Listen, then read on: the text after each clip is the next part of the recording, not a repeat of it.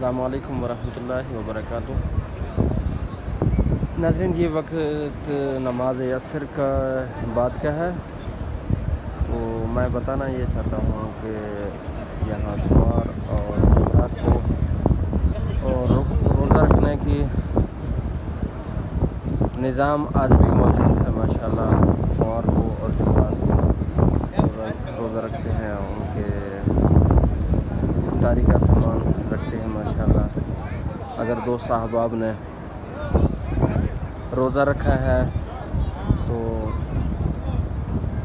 تو جہاں جہاں دسترخوان لگاتے ہیں وہ بھی میں آپ کو بتاؤں گا کہاں کہاں دسترخوان لگتے ہیں، تو تاکہ آپ کو فائدہ ہو جائے۔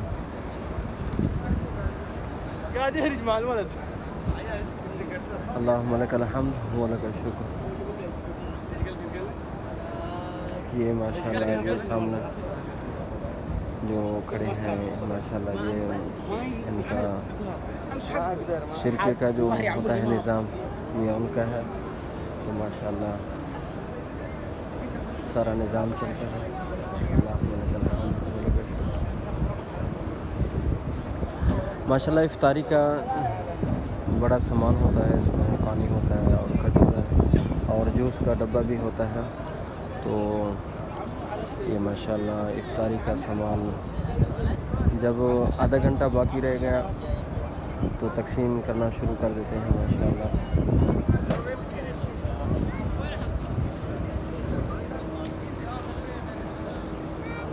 تو ناظرین، پھر اس کے بعد پھر یہ دسترخوان کو اٹھا بھی لیتے ہیں، تو اٹھانے کے بعد یہ کچرا وغیرہ بھی خود لے کے جاتے ہیں تاکہ کسی حاجی کو کسی قسم کا مسئلہ پیش نہ آئے انشاءاللہ۔ ناظرین، بہت ہی خوبصورت اور اعلیٰ قسم کا یہ نظام ہے۔ عورتوں کا بھی اسی طرح دسترخوان لگتا ہے اور مرد حضرات کا بھی دسترخوان لگتا ہے۔ اس وقت میں کھڑا ہوں 88 گیٹ نمبر کے سامنے، یہ سامنے آپ کو نظر آ رہا ہوگا 87 نمبر گیٹ، یہ سامنے، اس کے سامنے یہ سارا نظام ہے، دسترخوان لگا ہوا ہے ماشاءاللہ۔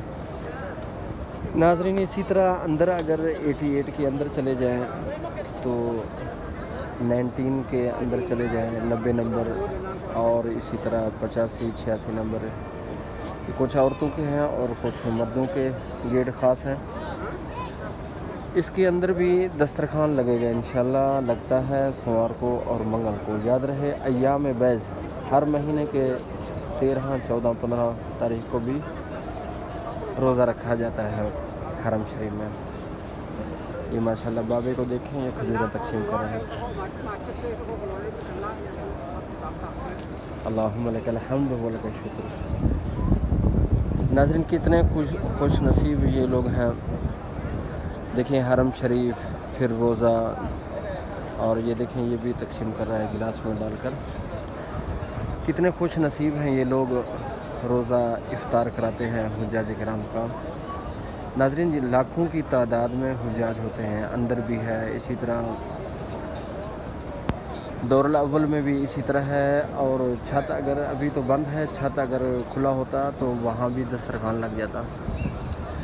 تو ناظرین، اسی طرح دسترخوان کے الگ الگ نظام ہے۔ اسی طرح باب السلام کا ایریا ہے، وہاں بھی جہاں قلین ہے وہاں دسترخوان بھی لگتا ہے ماشاءاللہ۔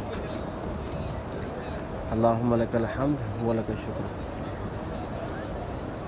ناظرین، اگر آپ نے افطار کرنا ہو، اللہ پاک موقع نصیب فرمائے گا انشاءاللہ، کبھی وقت یہ آ گیا تو یہ دیکھیں، اگر جمعرات ہے اور اسی طرح سوموار ہے یا چاند کی 13 14 15 تاریخ ہے، ایام بیض اس کو کہتے ہیں، تو اگر ان لمحات میں آپ ادھر موجود ہیں تو دسترخوان پر بیٹھیں اور یہاں روزہ افطار کریں۔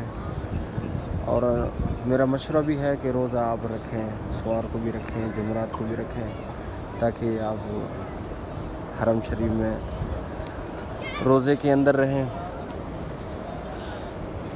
اور روزہ دار بن کے رہیں، تاکہ آپ کو فائدہ ملے. یہاں ایک روزہ 1,00,000 روزے کے برابر اجر اور ثواب ملتا ہے. اسی طرح ہر ایک چیز کا ثواب بڑھ جاتا ہے. تو ناظرین اس سے آپ فائدہ اٹھائیں. کوئی مشکل کام نہیں ہے ادھر. جتنی بھی گرمی ہو کوئی مشکل کام یہ نہیں ہے. آسان ہے, بہت ہی زیادہ آسان ہے, مشکل نہیں ہے. تو انشاءاللہ آپ کوشش کریں گے تو اللہ رب العزت توفیق دے گا. ویسے بھی کمرے میں اے سیاں ہیں, اور اسی طرح حرم شریف میں ہے تو اے سی کی جگہ بھی موجود ہے. اگر آپ نے طواف کرنا ہو تو روزہ افطار کرنے کے بعد آپ طواف کریں, یا صبح کے ٹائم طواف کریں. تو ناظرین کوئی ایسا مشکل کام نہیں ہے کہ آدمی روزہ رکھ کر طواف بھی نہ کر سکے. کوئی ایسا مسئلہ نہیں ہے. الحمدللہ اللہ پاک توفیق دے دیتے ہیں. کتنے کام ہیں ہم رمضان مبارک میں روزہ رکھ کر کام کرتے ہیں, پھر بھی کوئی مسئلہ نہیں بنتا. اسی طرح ناظرین ادھر حرم شریف میں روزہ رکھیں, اور خصوصاً جمعرات اور سوار کا روزہ رکھیں, اور ان کے ساتھ افطار کریں. تو اللہ رب العزت جزائے خیر عطا فرمائے گا. اللہ رب العزت ہماری کمی کوتاہیاں دور فرمائے گا.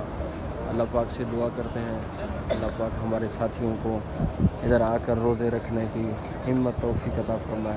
یہ کتنا خوبصورت ماحول ہے.